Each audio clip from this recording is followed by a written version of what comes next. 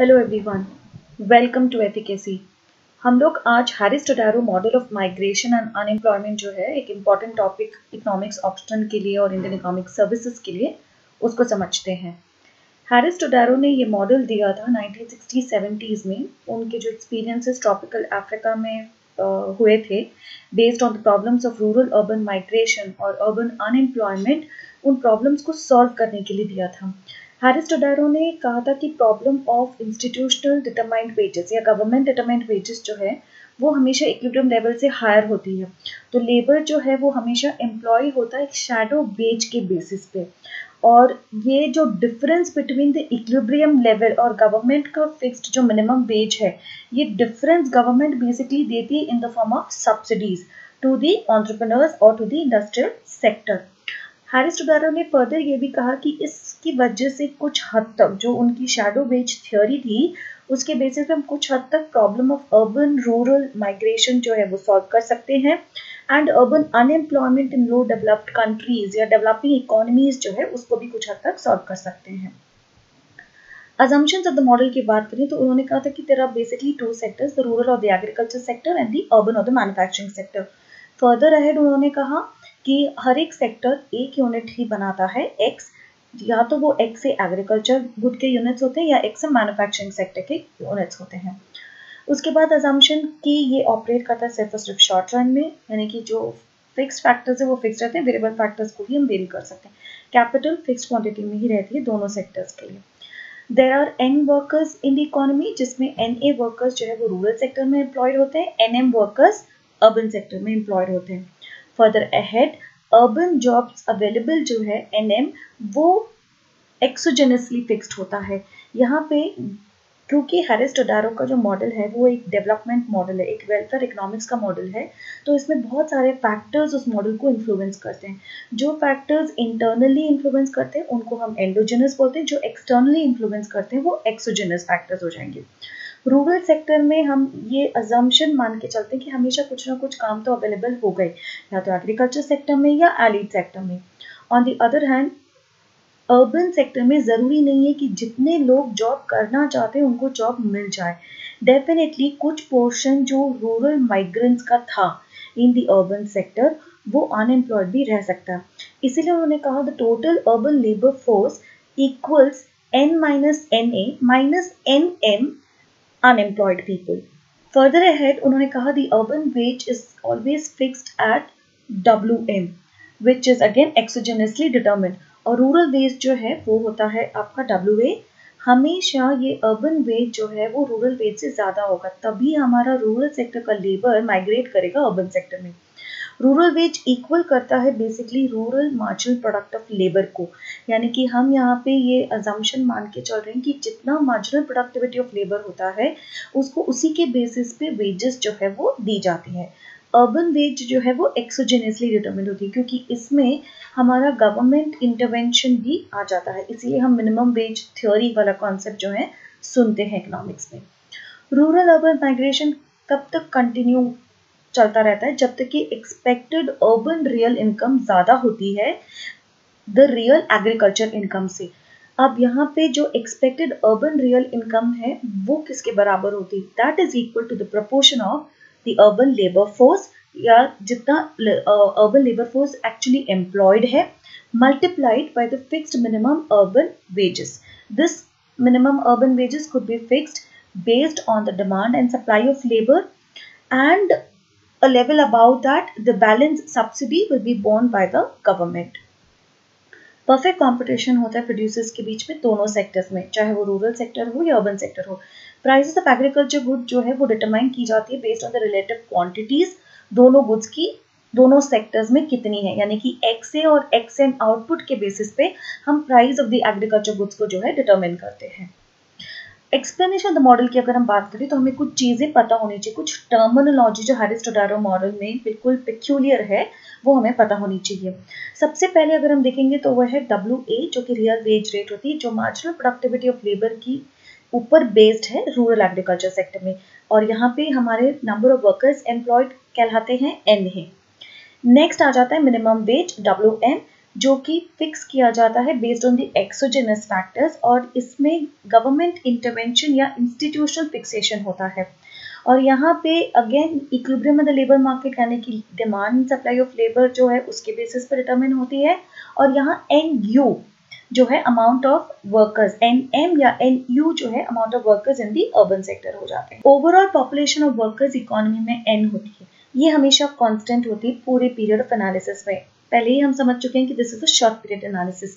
Assumption जो था दो सेक्टर्स का, उसमें हम ये कहते हैं कि रूरल प्राइसेस जो है वो कुछ हद तक फ्लेक्सिबल है, क्योंकि रूरल एरियाज में फुल एम्प्लॉयमेंट है। जितने भी वर्कर्स रूरल एरिया में होते हैं वो कुछ ना कुछ एग्रीकल्चर या एलिड सेक्टर में डेफिनेटली एम्प्लॉयड होते ही हैं। और इसीलिए अगर हमें equality at any point observe करनी हो तो number of people in the population that are willing to work will actually be equal to number of people who are employed in the agriculture sector, NA, plus number of people who are employed in the urban sector or the industrial sector or the manufacturing sector, which is determined as NU. Moving ahead, explanation में उन्होंने कहा the estimated expected urban wage, that is WE to the base U, is nothing but NM upon NU into WM. ये जो ratio है NM upon NU, ये basically कहलाता है employment rate, और ये एक एस्टिमेट है, प्रोबेबिलिटी है कि कितना अर्बन सेक्टर में जॉब मिल सकता है। अगेन हैरिस टोडेरो ने कहा कि लॉन्ग रन में इक्विलिब्रियम अगर हमें डिटरमिन करनी है तो अर्बन वर्कर पॉपुलेशन जो है वो एक ऐसी स्टेज पे आ जाती है जहां हमारा जो एक्सपेक्टेड अर्बन वेज है, that is WE to the base U minus WA, that is the real agricultural wage, is equal to a constant named delta. Moving towards the explanation of the model diagrammatically, Harris Todaro ने ये कहा कि हमें अगर diagrammatically इसको समझना है तो आपको दो कॉन्सेप्ट्स और समझने होंगे कि if you have to understand growth and development, we need to understand social welfare, because जब भी आप डेवलपमेंट की बात करेंगे तो सोशल वेलफेयर का कॉन्सेप्ट जो है वो इग्नोर नहीं किया जा सकता। सोशल इंडिफरेंस कर्व थ्योरी जो है वो बेसिकली ये कहती है, Pareto analysis, in fact Amartya Sen, इन जितने भी लोगों ने सोशल इंडिफरेंस कर्व पे काम किया है वो सब यही कहते हैं एटनॉफ कि आपका सोशल वेलफेयर या ऑप्टिमम पॉइंट वहां आता है जहां आपका MR production possibility curve tangent हो जाता है सोशल इंडिफरेंस कर्व के। अब यहाँ पे एक family of social indifference curve है, U1, U2, U3, U4, U5। इन अलग अलग सोशल इंडिफरेंस कर्व्स पे रूरल और अर्बन सेक्टर के अलग अलग लेबर कॉम्बिनेशंस जो है सर्टेन लेवल ऑफ आउटपुट बनाते हैं। तो यहाँ अलग अलग पॉइंट्स जो है डायग्राम में आप देख सकते हैं। यहाँ पे पॉइंट B है, then we have a point C, we have a point D, we have point E, and we have point L.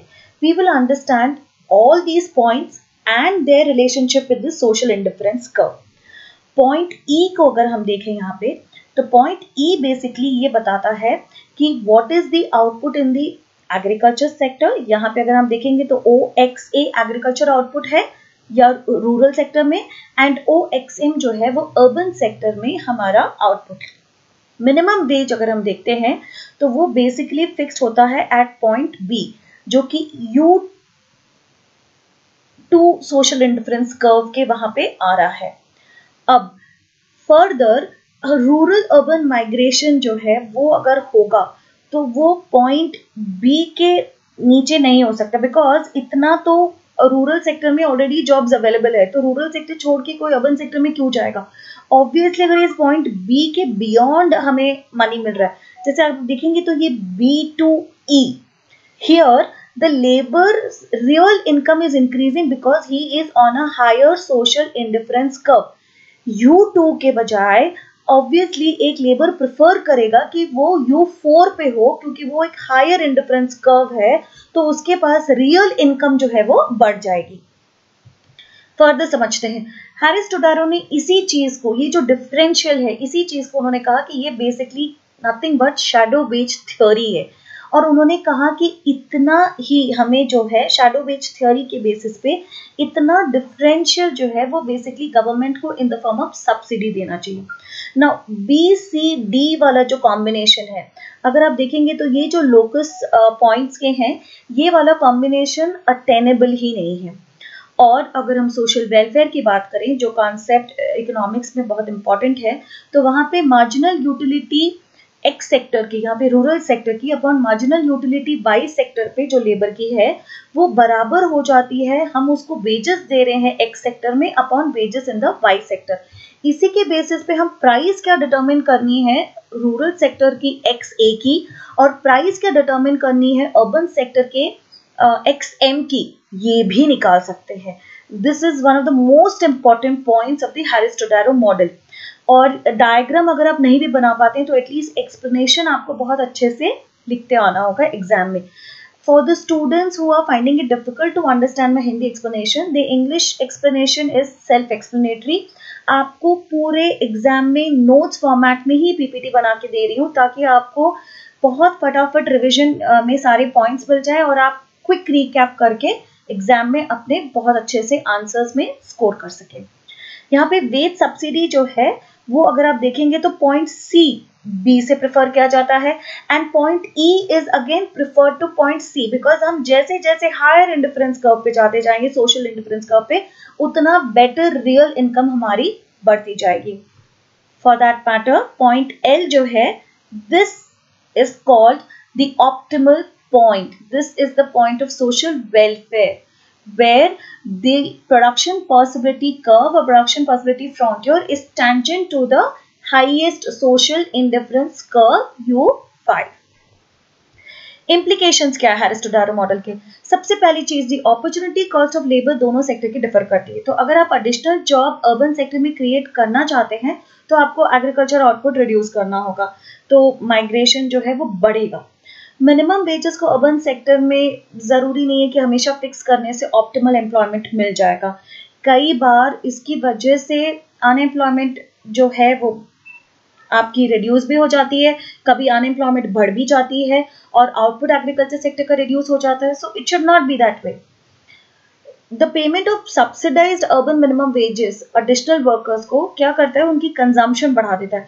अब कंजम्पशन बढ़ जाती है तो ऑब्वियसली गवर्नमेंट के पास जो इन्वेस्टमेंट अपॉर्चुनिटीज के लिए जो पैसा अलग रखा गया था वो नहीं रहता। The money is fused into more consumption activities.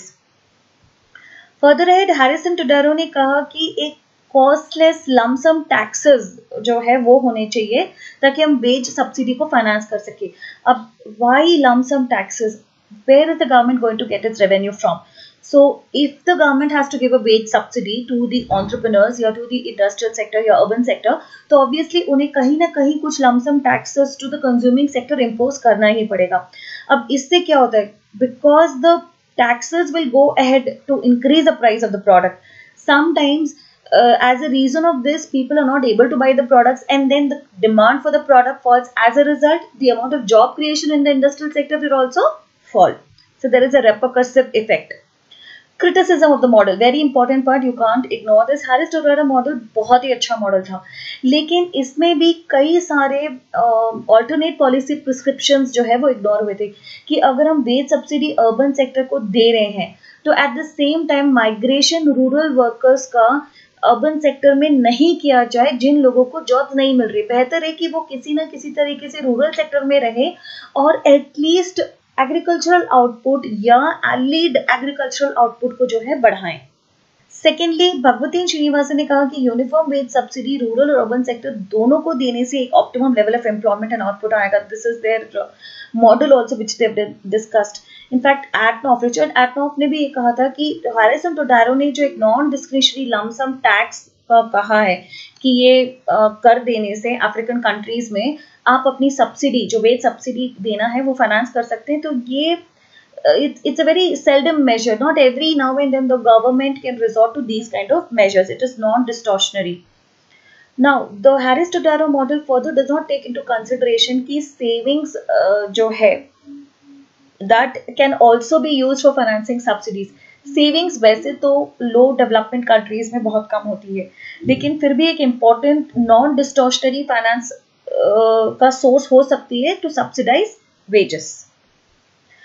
ये मॉडल इनकॉर्पोरेट नहीं करता है कि there are other cost also involve in the rural urban migration, और ये बहुत higher cost of urban living के तौर पे जो है सामने आए थे।